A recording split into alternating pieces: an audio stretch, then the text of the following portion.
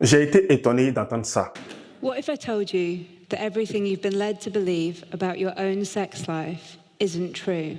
Je me suis posé la même question. Et si toutes ces histoires qu'on nous raconte dans les magazines, les films porno, et si tout était scientifiquement faux? Sur Internet, c'est très difficile de trouver des informations qui ne sont pas des conseils en plan-plan. On va pas faire ça. Mais on va se baser sur les études et les recherches du docteur Karine Guinée, qui est psychologue, clinicienne dans le domaine de la sexualité, qui a dû désapprendre tout ce qu'elle pensait savoir sur les gens et le sexe pour pouvoir réellement aider ses patients. We learn about sex by what we witness in the media and what we pick up from social learning, something psychologists call social learning theory. Croyez-moi, vous ne ferez plus jamais l'amour comme avant. Parlons maintenant de la masturbation. Dans les années 1712, plusieurs philosophes, en l'occurrence Jean Martin, ont parlé du bénéfice de cette pratique, que ce soit pour les femmes et les hommes. Mais les religions les déconseillaient. Pour eux, c'était une pratique malsaine et diabolique. Et si ta main droite te pousse à mal agir, coupe-la et jette-la loin de toi.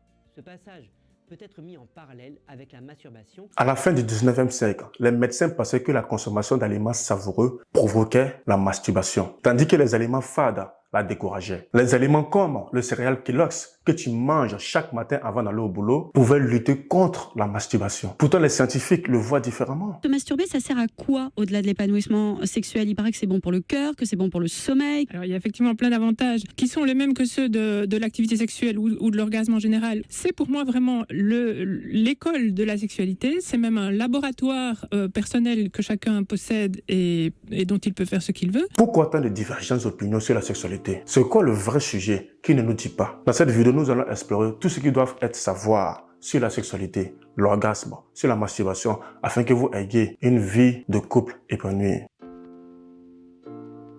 Au début des années 2010, naît le mouvement NoFap. NoFap est un site web et un forum communautaire qui sert de groupe de parole pour ceux qui souhaitent renoncer à la pornographie et à la masturbation. Leur raison était basée sur les croyances religieuses et morales. Pour eux, cette pratique, c'est comme se vider de sa virilité, son énergie nous rendant fainéants et réduisant nos performances sportives. Mais la médecine traditionnelle n'était pas du même avis, car ils trouvaient que leur idéologie était trop simpliste. Certains sexologues affirment que se masturber baisse le stress et les risques de cancer de la prostate. Les chercheurs conseillent même de le faire 21 fois par mois. Vous m'avez compris, 21 fois par mois. Donc nous avons affaire à deux convictions qui sont complètement différentes et chacun reste bloqué sur sa conviction. Maintenant, plusieurs femmes se posent cette question. Est-ce qu'il y a un moyen de savoir quand on a atteint l'orgasme? En vérité, beaucoup ne savent pas vraiment. Car étant enfant, le mot sexe n'existe pas dans notre famille. On n'en parle pas. Mais nous avons tous passé par une phase de curiosité où nous cherchons des réponses à certaines questions. Et lorsque tu poses des questions à tes parents ou tes proches, tu as une réponse,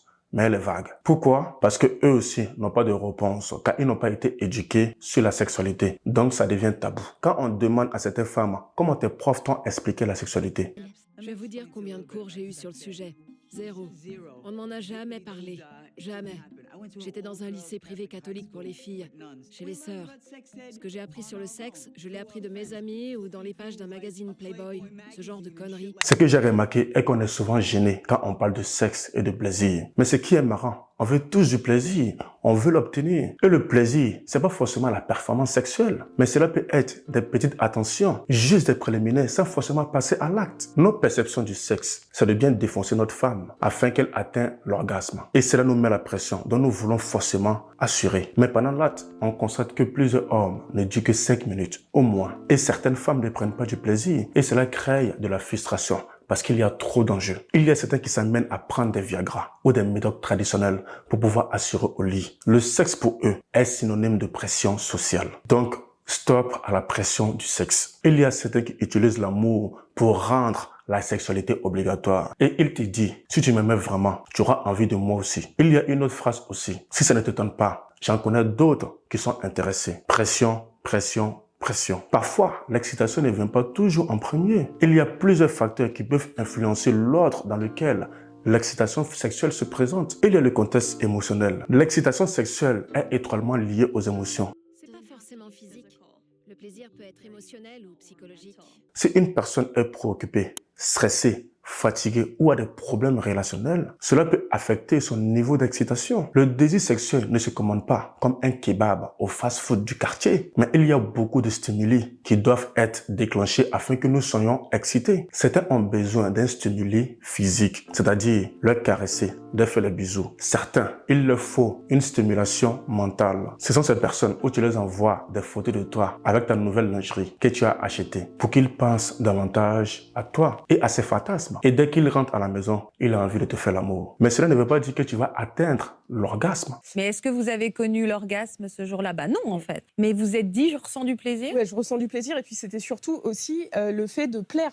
Alors la vraie question que je me pose, c'est quoi le vrai plaisir d'une femme lors de sa sexualité? Vous l'avez compris, je suis très curieux. J'ai bouquiné, fouillé tous les articles et je suis tombé sur une définition qui me semble impactante. Le plaisir est une sensation qui monte grâce à des stimulations sexuelles. Cette sensation doit être agréable et satisfaire un désir ou un besoin, qu'il soit physique ou émotionnel. Le plaisir, ça se passe aussi dans la tête. Ainsi, les stimulations physiques ne sont pas parfois suffisantes. Pour ressentir du plaisir, certaines personnes ont besoin d'être à l'aise et de ressentir une connexion intellectuelle avec leur partenaire. En somme, le plaisir est une affaire très personnelle. Pour faire plaisir à une femme, la première chose que tu devrais faire, c'est de communiquer avec elle, de savoir ce dont elle a besoin. Donc si tu es un gros bourrin qui ne pense qu'à ton plaisir, et le plaisir de l'autre est mis de côté, tu fais fausse route. Les études montrent que les femmes qui pratiquent le sexe solitaire ont plus d'orgasmes que quand elles le font avec leur partenaire. Pourquoi? Parce qu'elle a une meilleure connaissance de son propre corps et elle peut explorer différentes techniques et rythmes pour atteindre l'orgasme. Car elle est concentrée à 100% sur son propre plaisir sans se soucier des besoins de l'autre. Il y a une étude qui a été menée que les femmes homosexuelles atteignent l'orgasme dans près de 75% de leurs relations sexuelles contre 62% pour les hétérosexuels. Donc les filles hétéros, arrêtez de...